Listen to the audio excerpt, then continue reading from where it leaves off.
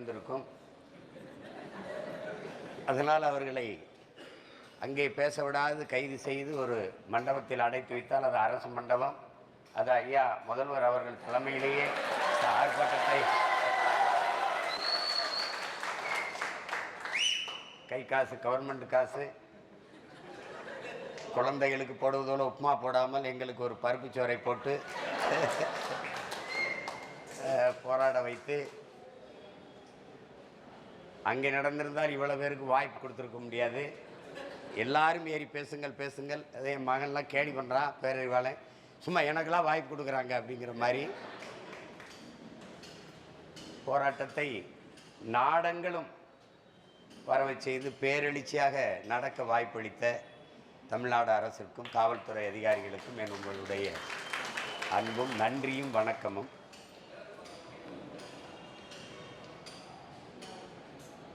இங்கே பேசிய எல்லாருமே உங்களுடைய கருத்துக்களை மேம்போக்காக இல்லாமல் அறிவுபூர்வமாகவும் மிக ஆழமாகவும் தர்க்க அளவிலும் எடுத்து வைத்தீர்கள். எல்லாருமே எடுத்து வைத்தீர்கள். உங்களுக்கு இருக்கிற சமூக பார்வை, பெண்ணிய பாதுகாப்பு, சட்ட அறிவு எல்லாவற்றையும் எடுத்து வைத்து உரையாற்றினீர்கள்.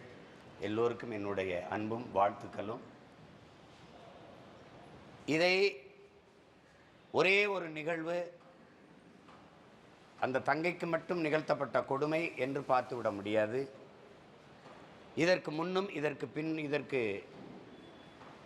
முன்பு எத்தனை இது மாதிரி நிகழ்வுகள் நடந்திருக்கக்கூடும் என்று எண்ணும்போது தான் நமக்கு பெரிய அதிர்ச்சியும் அச்சமும் வருகிறது. நமக்கு சொல்லப்பட்ட தகவல், அந்த தங்கையிடத்திலிருந்து நமக்கு சொல்லப்பட்ட தகவல், யாராவது ஒரு பெண் தன்னுடைய அன்பிற்குரியவரோட அல்லது காதலரோட நண்பரோட தனியாக சென்று ஒரு காட்டுப்பகுதியில் அல்லது அந்த வளாகத்துக்கு கொஞ்சம் தூரம் தள்ளி போய் அமர்ந்து பேச அமர்ந்த 10வது நிமிடத்தில் இவர் வந்து விடுவாருங்கிறாங்க. இப்போ இந்த தங்கைக்கு நிகழ்ந்து இருக்கிறதே இது இன்று, அதுபோல நேற்று நடந்திருக்குது. ஒரு தங்கைக்கு நடந்திருக்குது. இவள் துணிந்து சொல்லிட்டாள், அவள் சொல்லலை. ஆனால் இந்த தங்கை சொல்லியிருக்கான், நேற்று என்னுடைய தோழிக்கு இதே மாதிரி நிகழ்ந்திருக்குன்னு சொன்னோம்னா அவளையும் கூப்பிட்டு அப்புறம் விசாரிச்சிருக்காங்க. அது 2 பேருக்கு என்னென்னா, இவள் தன்னுடைய நண்பரோட அமர்ந்து பேசிய இடம் வேறு, அவள் தன்னுடைய நண்பரோடு அமர்ந்து பேசிய இடம் வேறு, வெவ்வேறு தூரங்கள். ஆனால் சரியாக அந்த இடத்திற்கு இந்த குற்றம் சாட்டப்பட்டிருக்கிற நபர் எப்படி சரியாக 10 நிமிடங்களில் வர்றார். அப்போ யாரோ ஒருவர் இந்த கண்காணிப்பு கருவியில் அதை பார்த்துருந்து அவருக்கு தகவல் கொடுத்து அவர் அங்கே போய் அந்த பெண்ணுக்கும் பையனுக்கும் தெரியாமல் தூர இருந்து அதை காணொளிப்படுத்தி அவர்கள் என்னென்ன பேசிக்கிறார்கள் என்னென்ன செய்கிற காணொளிப்படுத்தி பிறகு அதை அந்த பெண்ணுக்கிட்ட காட்டி அச்சுறுத்தி, இதையெல்லாம் நீ எனக்கு என்னுடைய விருப்பத்திற்கு நீ இணங்கவில்லை என்றால், நான் சொல்வதை செய்யவில்லை என்றால் இதை வெளியிடுவேன், இதை இந்த ஆசிரியர் எனக்கு தெரியும், இந்த பேராசிரியர் தெரியும், அவற்றை காட்டுவேன், உன்னுடைய பெற்றோருக்கு அனுப்புவேன், இதை வலைத்தளத்தில் ஏற்றி விடுவேன், உன்னை எதிர்காலம் என்ன ஆகும் அப்படி என்றால் இதெல்லாம் நான் செய்யக்கூடாதுன்னா நான் சொல்கிறத நீ கேளு என்று அவர் ஒரே ஒரு பெண்ணிடத்தில் அப்படி பேசியிருப்பார் அப்படின்னு நம்ம எப்படி நம்புறது? இதுக்கு முன்னாடி எத்தனை பெண்களை இவர் இதுபோல் பேசியிருக்கக்கூடும்? இது ஒரு பெரிய வலைப்பின்னலாக இருக்குங்கிற அச்சத்தில் தான் இதை தீர விசாரியுங்கள், இதற்கு உரிய நடவடிக்கை எடுங்கள் என்று நாம் சொல்கிறது காரணம் தான். இப்போ திராவிட இங்கே பேசிய தம்பையெல்லாம் சொன்னாங்க, இவர் திமுக கட்சியில் சார்ந்த ஒரு ஆண்மகனாக இருந்துட்டார், விட்டுட்டோம். இதையே திமுக கட்சியை சார்ந்த அந்த கட்சியின் குடும்பத்தை சார்ந்த ஒரு பெண்ணுக்கு இப்படி நேர்ந்திருந்தா நம்மளை இப்படி போராட விடாமல் தடுத்துருப்பாங்களா என்ன? இங்கே பேசிய இவ்வளோ பேரும் நீங்கள் சொல்லுங்க, இந்த வழக்கு அரிதினும் அரிதான் இன்னைக்கு ஒன்றும் நடந்துடல. இவர்கள் கடந்த ஆட்சியை சொல்கிறாங்க. இங்கே தம்பி பேசிய தென்னரசு கூட பேசுனாங்க, தம்பி ஸ்ரீதர் எல்லாரும் பேசுனாங்க. பொள்ளாச்சியில் நடந்த அந்த கூட்டு பாலியல் கொடுமை இருக்குது. அது காணொளி ஆவணமாக வரும்போது பார்த்த எல்லாருமே பதறினார்கள். அந்த தங்கைகள் கதறி அழுவது, அந்த குரல் இன்னும் நம்ம கேட்குது. அந்த காணொலியை முற்றுமுழுதாக வேக வேகமாக அதை மறைச்சாங்க. காரணம், அந்த செயலில் ஈடுபட்ட எல்லோருக்கும் இருந்த அரசியல் பின்புலம் தான் அது பாதுகாத்தது. அதை யாரும் மறுக்க முடியாது. ஆனால் இவர்கள் எதிர்க்கட்சியாக இருக்கும்போது கொடுத்த வாக்குறுதி என்ன? நாங்கள் வந்தால் உடனடியாக அவர்களுக்கெல்லாம் தண்டனை வழங்குவோம். நாங்கள் ஏன் அதை பற்றி வாயே திறக்கலை? காலை உடைச்சி கையை உடைச்சி அவளை மயக்க நிலையில் வச்சு பல நாட்கள் ஒரு பச்சிளம் குழந்தையை வன்புணர்வு செய்தவனை கைதி பண்ணி கூட்டிகிட்டு போகும்போது அவர்கள் முழக்கமிட்டது பாரத மாதாக்கு ஜெய்தான். என்ன நடந்திருக்கு இந்த நாட்டில்? அப்படியே அந்த செய்தி கடத்தி விடப்பட்டது, மறக்கடிக்கப்பட்டது. பல்கீஸ் பானுக்கு நடந்தது என்ன? இதேதான். எல்லா குற்றவாளிகளும் விடுதலையானார்கள். அவர்களும் இதே முழக்கத்தை வைத்துத்தான் வெளியில் வந்தார்கள். பேசுவதற்கு ஒருவனும் இல்லை. அதேதான் பொள்ளாச்சியில் நடந்த வன்புணர்வு. தங்கை ஸ்ரீமதிக்கு என்ன நடந்தது? அது கொலையா தற்கொலையா என்பது கூட இன்னும் முடிவு வரல. இதில் என்ன கொடுமை என்று பாருங்கள். அது கொலை என்று நம்மை போன்றவர்கள் குற்றம் சாட்டுகிறோம். அது தற்கொலை என்று நிர்வாகங்கள் அதிகாரத்தில் இருப்பவர்கள் சொல்லுகிறார்கள். ஆனால் அதிகாரம் சிபிசிஐடி விசாரணை என்று சொல்லுது. காவல்துறை யார்கிட்ட இருக்கு? அதுவும் ஐயாட்டத்தை இருக்கு. சிபிசிஐடி யார்கிட்ட இருக்கு? அதுவும் ஐயாட்டத்தை இருக்கு. இது எப்படின்னா, எனக்கு இட்லி வேணாம் அப்படின்னா யாரு? தோசை மாவு எது? ஒரே மாவு தான். சுடுறது யாரு? அதே மாஸ்டர் தான். எந்த மாஸ்டர்? இந்த மாஸ்டர் தான்.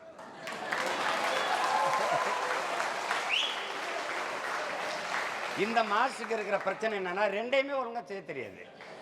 அதுதான் பிரச்சனை. காவல்துறை சரியில்லைன்னு சிபிசிஐடிக்கு மாத்திரேன் அப்படின்னா மாத்திரியா? ஏன் மாத்திரியா? என்ன செய்றீங்க? என்ன கதை விட்டு? எத்தனை வருஷம் கதை விடுற இந்த கதையை? இன்னொன்று, ஓய்வற்ற நீதிபதிகளை வைத்து விசாரணை குழு. அதெல்லாம் நல்லா நுட்பமாக கொஞ்சிக்கணும். விசாரணை குழு இன்னும் விசாரிக்கிறார்கள். அவள் எலும்பு கூட மக்கி மண்ணோடு மண்ணாக போயிருக்கும். இன்னும் விசாரிக்கிறார்கள். பிறகு ஒரு வழக்கு வருது நீதிமன்றத்திற்கு. அந்த காலகட்டத்தில் வருது. சிபிசிஐடி விசாரித்து கொண்டிருக்கிறது. நீதிபதிகள் விசாரித்து கொண்டிருக்கிறார்கள். ஏன்? பல லட்சம் கிலோமீட்டர் பயணம் செய்யணும்ல. ஒரு கிராமம், ஒரு அதிகபட்சம் போனால் 200 வீடு இருக்கும். அவள் படித்த கல்லூரி பக்கத்தில் இருக்குது. இதை கேட்குறதுக்கே 2 ஆண்டு ஆயிருக்குது. இன்னும் விசாரிக்கிறார்கள். அந்த நீதிபதி அந்த வழக்குக்கு தீர்ப்பு சொல்லுகிறார். சிபிசிஐடி விசாரித்த அறிக்கையில் தாக்கல் செய்யவில்லை. நீதிபதி குழு விசாரித்த அறிக்கை கொண்டு வந்து தரவில்லை. அந்த நீதிபதி சொல்கிறார் அது தற்கொலை தான் என்று தீர்ப்பு சொல்லிட்டார். அதுக்கப்புறம் இந்த விசாரணை எப்படி போகும்? எப்படிப்பட்ட ஆட்சி முறை, எப்படிப்பட்ட நிர்வாகம்? இதேதான் ஒவ்வொன்றிலையும். தூத்துக்குடி துப்பாக்கி சூடு, அம்மா அருணா ஜெகதீசன் அவர்கள் ஒரு விசாரணை குழு. அந்த விசாரணையில் 3 மணி நேரம் நேர் நின்று சாட்சியம் சொன்ன ஒரே அரசியல் கட்சியை நடத்துகிற ஒருவன் நான் ஒருத்தன் தான் இருக்கேன். யாரும் நேர் நின்று 3 மணி நேரம் சாட்சி சொன்னதில்லை. 3 மணி நேரம் நின்று பேசியவன்கிற முறையில் சொல்கிறேன். அந்த அறிக்கையை தாக்கல் செஞ்சாங்க. என்னாச்சு? எதுவுமே இல்லை. அந்த அறிக்கையை அருணா ஜெகதீசன் தமிழ்நாடு அரசுகிட்ட கொடுத்து தாக்கல் செய்து 6 மாதம் ஆகிவிட்டது என்பதே அங்கே வேலை செஞ்ச ஒரு தமிழ் மகன், நம்மளோட அண்ணன் தம்பியில் ஒருத்தன் எடுத்து வெளியிட்டான். 6 மாதமாச்சு அம்மா அந்த அறிக்கையை கொடுத்து இவங்க கண்டுக்கவே இல்லைன்னு வழிய வந்த பிறகுதான் நம்ம கேள்வி எழுப்பணும். அதுக்கும் பதில் இல்லை. அந்த துப்பாக்கி சூட்டில் ஈடுபட்ட எல்லாரும் பணியிட மாற்றம், பதவி உயர்வு.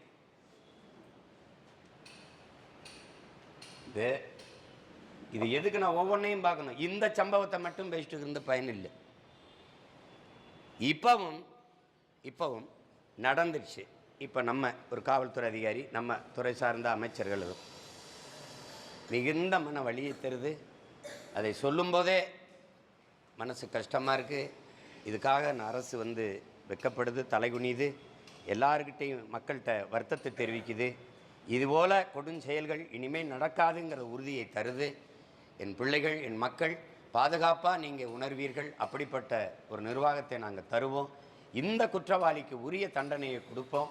பிள்ளைகள் அச்சமின்றி நீங்கள் உங்கள் படிப்பை தொடருங்கள். உங்களை பாதுகாக்கவே நம்முடைய அரசும் பாதுகாப்பு காவலர்களும் இருக்கிறார்கள். நீங்கள் அதை பற்றி எண்ணத்தை கைவிடுங்கள், நம்பிக்கையோடு இருங்கள். நீங்கள் இந்த தவறுக்கு நாங்கள் வருந்துகிறோம். இப்படிப்பட்ட மொழிகள் எப்படி இருக்கு? அது சிசிடிவி வேலை செய்யல.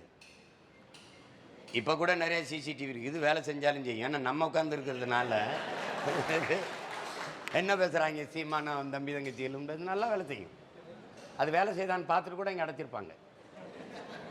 சிசிடிவி வேலை செய்யலைன்னு ஒரு காவல்துறை சொல்லுது. உங்கள் மனச்சான்றை தொட்டு சொல்லுங்கள் உடன் பிறந்தார்களே, இந்த பேச்சை கேட்குற பெருமக்களே. 10 ஆண்டுக்கு முன்னாடி இந்த கண்காணிப்பு கருவி வச்சு தான் எல்லா குற்றங்களையும் கண்டுபிடிச்சிட்டு இருந்தீங்களா? அதுக்கு முன்னாடி குற்றங்கள், கொடிய குற்றங்கள் கண்டுபிடிக்கப்படலையா? உரிய தண்டனை பெற்றுத்தரப்படவில்லையா? நீதிமன்றங்களுக்கு வழக்குகள் வரவில்லையா? இல்லை தீர்ப்புகள் வரவில்லையா? என்னது எப்படி? ஒரு காரணம். கண்காணிப்பு கருவி என்பது கூடுதல் ஒரு வலிமை, ஒரு என்ன சொல்றது, ஒரு ஆதரவு, அவ்வளவுதான். கூடுதல் நமக்கு ஒரு பலம்.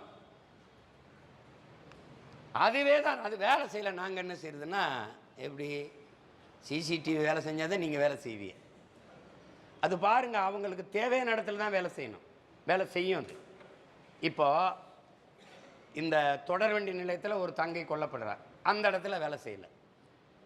அதில் குற்றஞ்சாட்டப்பட்ட தம்பி ராம்குமார்னு நினைக்கிறேன், அவர் சிறைக்குள்ள அவர் அறையில் அவர் தூக்கில் தொங்குறார். அந்த இடத்துல அது வேலை செய்யல. எல்லாம் வேலை செய்யுதுங்க அந்த இடம். சாரி, சிசிடிவி வேலை செய்யலை. நீங்களாவது வேலை செஞ்சீங்களா? அது செய்யலை, அதனால நாங்களும் செய்யலை. இதுதான் நிலைமை. அவர்கள் தேவையான இடத்தில், அவர்களுக்கு தேவையான இடத்தில் வேலை செய்யும். அவர்களுக்கு தேவையில்லைன்னா அது வேலை செய்யாது. இப்படிப்பட்ட ஒரு ஆட்சி அதிகாரத்தை, நிர்வாகத்தை எங்கேயாவது பத்திரிக்கையில் என் மகன் சொன்ன மாதிரி, பேரெல்லாம் சொன்ன மாதிரி, அண்ணா பல்கலைக்கழகம் கடமை, கண்ணியம், கட்டுப்பாடுன்னு சொன்னார் அவர். அது 3க்கும் தான் திமுகவில் தட்டுப்பாடாக இருக்குது. அதான் இங்கே இருக்க பெரிய பிரச்சனை.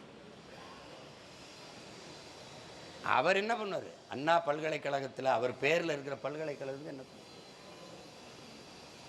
ஆழ்ந்து கவனிங்க. இந்த குற்றச்செயலில் நிறைய இது போல் நடந்திருக்க வாய்ப்பு இருக்குது. ஆனால் ஒரு மகன் அந்த வளாகத்திற்கு முன்பு பிரியாணி கடை, இந்த புலவு உணவு விற்கிற ஒருவன் இதை துணிஞ்சு சாத்தியமாக செய்ய முடியாது. இவ்வளவு பெரிய வளாகத்துக்குள்ளே போய் இந்த வேலையை ஒருத்தன் துணிஞ்சு செய்கிறானா, அவனுக்கு பெரிய பின்புலமும் பாதுகாப்பும் இல்லாமல், அந்த துணிவு இல்லாமல் அவனால் உள்ள நுழைஞ்சு இதை செய்ய முடியாது. அது யார்? அதுதான் இப்போ நம்ம கேட்குறது. அவன் தெரிஞ்சிருச்சு அவன் அயோக்கிய பெண். நீ முத நாள் 2 பேர் என்ன, அப்புறம் ஒருத்தன் யாரையும் ஒருத்தனை காப்பாற்றுற விட்டுட்ட. அவன் வந்து ஏரோப்ளேன் மோடில் போட்டிருந்தான்னு இங்கே நீங்கள் சொல்கிறீங்க, உயர் காவல்துறை அதிகாரிகள் சொல்கிறீங்க. அவன் ஏரோப்ளேன் மோடில் ஏன் போட்டான்? ஏரோப்ளேனுக்குள்ளே போனானா? இல்லை. ஃப்ளைட் மோடில் ஏன் போடணும்? அவன் ஃப்ளைட்லேயே போகலையே, ஃப்ளைட் மோடில் போட்டிருந்தான். அது உங்களுக்கு எப்படி தெரியும்? அவனே சொல்லிட்டான். எப்படி? அவன் திருந்திட்டான். நாதஸ் திருந்திட்டான். யார் சொன்னது? நாதஸே சொல்லிட்டான். அது மாதிரி அவனே சொல்லிட்டான். அப்போ அவன் சொல்றத நம்புற நீ. அப்புறம் நீ எனக்கும் இணங்கணும், நான் சொல்ற அந்த சாருக்கும் நீ அனுசரித்து போகணும்னா அந்த சார் யார்? அதைத்தான் இப்போ பல சார்கள் கேட்டுக்கொண்டிருக்குது. அந்த சார் யார்? நீங்கள் ஒரு எளிய தானே. ஒருத்தனுக்கு ஒரு துணிவு வருது அப்படின்னா, இது பெரிய குற்றம்னு அவனுக்கு தெரிஞ்சு அதை செய்கிறதுக்கான துணிவு வருதுன்னா, அவனை பாதுகாக்க பெரிய பின்புலம் இருக்குதுங்கிறத நம்மளால் உணர முடியுது. அது யார்? அதுதான் இப்போ நம்ம தெரிஞ்சுக்க வேண்டியது. அது யார்? இது எவ்வளோ நாளாக இந்த செயல் தொடர்ந்துருக்கு? இப்போ இந்த தங்கை துணிஞ்சு சொல்லிட்டா. இவ யாரு? மாண்புமிகு முதலமைச்சர் முத்துவேல் கருணாநிதி ஸ்டாலின் ஐயா அவர்கள் இருக்காங்களே, அவர்கள் புரட்சி பெண் என்ற 1000 ரூபா கொடுக்குறாங்களே, அதை வாங்குகிற தங்கைகள் அல்ல புரட்சி பெண்கள். தனக்கு இழைக்கப்பட்ட அநீதியை அவளுக்கு கொடுத்த பாலியல் சித்திரவதை, தொந்தரவு, கொடுமையை விட அவள் கொடுத்த குற்றப்பதிவை, முதல் தகவல் அறிக்கையை வெளியிட்ட அயோக்கிய பெயர்கான் பண்றா, அவன் தாண்டா மிக கொடிய வன்புணர்வு செய்தான். அதுல இன்னும் கொடுமை என்ன தெரியுமா? அந்த பெண்ணுக்கு தான் அந்த தகவல் அறிக்கை தெரியும். இல்லைன்னா அந்த அவங்களோட உறவினர் வழக்கறிஞருக்கு தெரியும், அவங்க தான் வெளியிட்டிருக்கணும்னு மிரட்டுதுக்காக. இப்போ பாருங்கள், 181 அந்த இதுக்கு முதல்ல இந்த மகளிர் அதுக்கு அவங்க இப்போ அழைச்சி பேசுது, இந்த தங்கச்சி சொல்லுது, அதை அவங்க புகாராகவே எடுக்கலை. நடந்ததை நீங்கள் தெரிஞ்சுக்கணும்னா எடுக்கலை. திருப்பி கொஞ்ச நேரம் விட்டு இருக்குது. அப்போ அது என்னது, இது எங்கே நடந்தது? மறுபடியும் முதல்ல இருந்து அவள் வலியிலையும் வேதனையிலையும் அவமானத்திலும் துடிச்சு போயிட்டு அவள் பேசுகிறான். அந்த இடத்துல ஒரு பெண்ணுக்கு பாதுகாப்புக்குன்னு இருக்கிற பிரிவுகள் எப்படி இயங்கணும்னு பாருங்கள். அது என்னது, யார் என்ன இங்கே முழுக்க சொல்லுங்கள், அப்படியே ரிட்டன் எழுதி அனுப்புங்க. இப்படி கொஞ்ச நேரம் கழிச்சு மறுபடியும் அரை மணி நேரம் கழிச்சு என்ன நடக்குதுன்னு பார்த்தா, அப்படிலாம் ஒன்றும் இல்லையா, அது எங்கே நடந்தது, அப்படிலாம் ஒன்றும் இங்கே வரலையே, ஒரு புகாரும் வரலையே, மறுபடியும் ஒருத்தர். இதெல்லாம் இது எடுபடாது தான். மறுபடி வேற ஒரு இதுக்கு பேசும்போது அங்கே ஒரு காவலர் வர்றார். அவர் யார்? அவர் சுடலை கார்த்தின்னு ஒருத்தர், அவர் திருநெல்வேலிக்காரரு ஒருத்தர் வர்றார். அவர் என்ன சொல்கிறார்? முதல்ல இருந்து சொல்லுமா, என்ன நடந்தது? நீங்கள் கதையாத கேட்கக்கூடாது, அந்த பெண் மகளினுடைய மனநிலையில் நின்று அந்த இடத்துலேருந்து பார்க்கணும். உங்கள் என்னை நான் ஒன்று சொல்லிட்டுருக்கேன், உங்களுக்கு நக்கல் மேலே இருக்குது, திருப்பி திருப்பி கேட்டுருக்கேன். மறுபடியும் கேட்குறாரு அவர், முதல்ல இருந்து சொல்லுது. அப்போ ரிட்டனாக கொடுங்க, மறுபடியும் அனுப்புது, எழுதி அனுப்புது. அப்புறம் கொஞ்சம் நேரம் பண்ணால் இன்னொரு காவலர் வர்றாரு, என்ன நடந்தது முதல்ல இருந்து சொல்லுங்கள். எப்படி இருக்கும்? சரி, அப்புறம் இதை பெண் காவலர் தானே விசாரிக்கணும், அதை விசாரிக்கலாம். அப்புறம் ஒரு அம்மா வருது. அந்த அம்மா யார்? அந்த அம்மா பத்மாதேவின்னு ஒரு உயர் காவல்துறை அதிகாரி. அந்த அம்மா பண்ணதான் பெரிய விசாரணைங்கிறாங்க. இவங்க இந்த பையன் பண்ண சித்திரதை விட அந்த அம்மா பண்ண சித்திரவை தான் விசாரணைங்கிற பேரில். வார்த்தைகள், கடும் வார்த்தைகள், கொடுமையான வார்த்தைகளை பேசி மனச்சிதைவு, உளச்சிதைவை ஏற்படுத்தி. ஏன் இதை சொல்கிறேன்? இந்த பேர்களெல்லாம் நீங்கள்லாம் மறந்துட்டாலும் நான் மறந்துடக்கூடாதுங்கிறதுக்காக தான் இதில் பதிவாகி இருக்குங்கள. இந்த சுடலை கார்த்தி, இந்த பத்மாவதி, இந்த மாதிரி பேர்கள்லாம் நினைவில் இருக்கணும்ல நமக்கு. இன்னும் பல பேர் இருக்குது நினைவில் இருக்குது. அது அது யார் உங்களுக்கு தெரியும். அவங்களுக்கு பார்க்க நம்மளை ஒரு காமெடி பீஸ் போல் தெரியுதுன்னு நினைக்கிறேன். தம்பி, நீ என்ன தம்பி, நீ இந்தியாவுக்குள்ள நாங்கள் உலகத்தை உழவு பார்த்த தலைவனின் பிள்ளைகள் தம்பி. எங்கே நடக்குது, எங்கே இடம் போகிறான், என்ன செய்யுது, என்ன நடக்குது? ஆற்றால் வெறும் போலீஸ் ட்ரைனிங் நீங்கள்லாம்.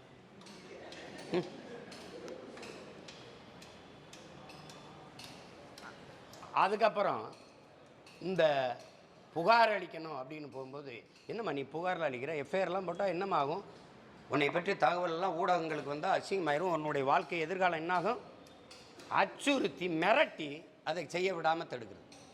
நீங்கள் யாரை பாதுகாக்கிறீங்க? இந்த குற்றத்தை மறைக்க பார்க்குறது, இந்த குற்றவாளியை பாதுகாக்கிறது. அதை தாண்டி அவனுக்கு பின்புலத்திலிருந்த ஒரு பெரிய கூட்டத்தை நீங்கள் பாதுகாக்க துடிக்கிறீங்க. அதுதான் இந்த ஒவ்வொன்றுமே பாருங்களேன். திட்டமிட்டு அவர்கள் அதை மறைக்க பார்ப்பாங்க. அது அவ்வளோதான், அதை விடுப்பா, அது எதுக்கு அதை பேசுகிற இப்படி தான் எல்லாமே. இது வரைக்கும் நீங்கள் எடுத்துக்கிறீங்க, தூத்துக்குடி துப்பாக்கி சூட்டில் உனக்கு சுட சொல்லி உத்தரவு கொடுத்தவன் யார்? அதை கேட்டிருக்கணுமா இல்லையா? ஒரு கேள்வி தானே உங்கள் எல்லாரும் மனச்சான்றுக்கும் விடுறேன். கொடநாட்டில் கொலை நடந்திருக்கா இல்லையா? நடந்திருக்கு. 5 பேர் செத்துருக்கானா இல்லையா? செத்துருக்கான். யாரோ ஒருத்தன் கொண்டிருக்கானா இல்லையா? கொண்டிருக்கான். கொன்னவன் யார்? செத்தவன் தெரிஞ்சிட்டு கொன்னவன் யார்? இது ஏன் அந்த அரசு கண்டுபிடிக்கல? இந்த அரசு நான் வந்து 2 மாசத்துல கண்டுபிடிச்ச நீதியை நிலைநாட்டுவேன். எங்க நீதி இருக்கு?